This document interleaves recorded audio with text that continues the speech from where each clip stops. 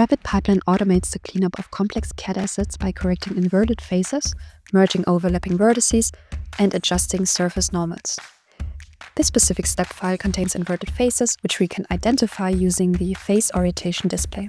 Flipped normals can also cause faces to appear black in the viewport in Maya. Some of the surfaces were negatively scaled in the CAD app to create symmetry.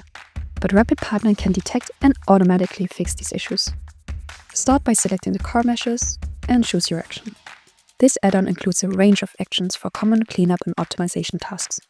In this case, we'll use the cleanup mesh action.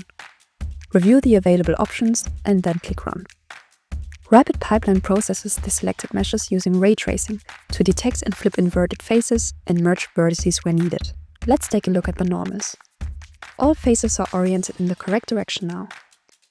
With RapidPipeline, optimizing complex 3D assets is fast, effective, and easy. Try it for free or chat with our human team on the website.